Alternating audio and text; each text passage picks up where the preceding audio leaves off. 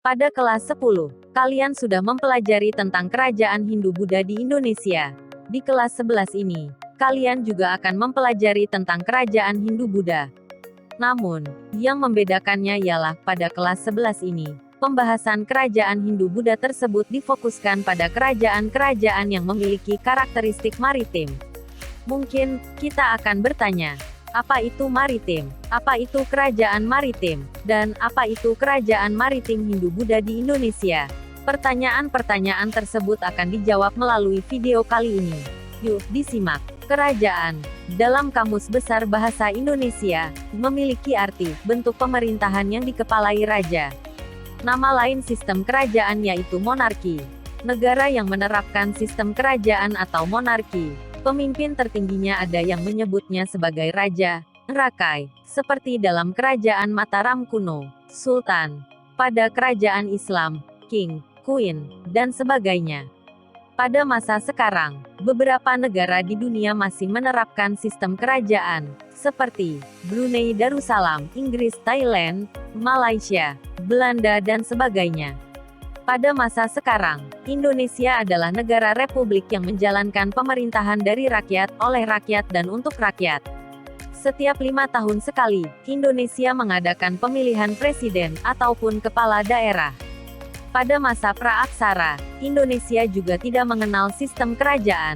Pemerintahan kerajaan baru diterapkan di Indonesia, setelah masuknya budaya India atau Hindu-Buddha, sekitar abad ke-4 Masehi.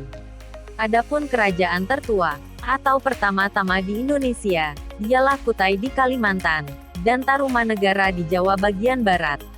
Adanya kedua kerajaan ini, menunjukkan adanya pengaruh budaya India, dalam pemerintahan di Indonesia, di masa lalu. Kata, maritim, dalam Kamus Besar Bahasa Indonesia berkaitan dengan laut, berhubungan dengan pelayaran, dan perdagangan laut. Jadi dengan demikian, yang dimaksud dengan kerajaan maritim ialah kerajaan yang berkaitan dengan laut, ataupun kerajaan yang aktivitasnya berkaitan dengan pelayaran, dan perdagangan laut. Baik, selanjutnya kita akan membahas mengenai kerajaan maritim Hindu-Buddha. Yang pertama, yaitu kerajaan Sriwijaya. Pada abad ke-7 Masehi, muncul kerajaan yang berkembang begitu pesat di wilayah Sumatera, yaitu kerajaan Sriwijaya. Bukti awal keberadaan kerajaan ini berasal dari abad ke-7 Masehi, yaitu dari berita seorang pendeta Tiongkok dari dinasti Tang, bernama Ising. Ising menulis bahwa ia mengunjungi Sriwijaya tahun 671 Masehi dan tinggal di Sriwijaya selama 6 bulan. Selanjutnya, prasasti yang paling tua mengenai Sriwijaya juga berada pada abad ke-7 Masehi, yaitu prasasti Kedukan Bukit di Palembang, bertarikh 682 Masehi. Awalnya, kerajaan Sriwijaya ini muncul setelah munculnya kota-kota perdagangan. Wilayah pantai timur Sumatera merupakan wilayah yang sangat ramai. Hal ini dikarenakan wilayah pantai timur Sumatera menjadi salah satu jalur perdagangan internasional antara India dan Tiongkok. Kerajaan Sriwijaya terletak di Sumatera Selatan, tepatnya di tepi Sungai Musi, Palembang. Menurut prasasti Kedukan Bukit, Raja Sriwijaya yang bernama Dapun Tahiang, berhasil menaklukkan daerah Minangatamuan yang diperkirakan saat ini adalah daerah Jambi. Letak Sriwijaya yang cukup strategis mendorong interaksi antara Sriwijaya dengan kerajaan di luar Nusantara, seperti Kerajaan Nalada dan Kerajaan Kola dari India. Sriwijaya juga melakukan hubungan baik dengan pedagang-pedagang dari Tiongkok yang sering singgah.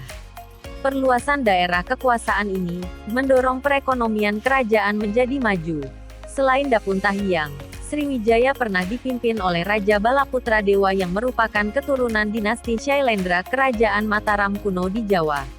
Di bawah kepemimpinan Balaputra Dewa, Sriwijaya menjadi kerajaan yang sangat berjaya.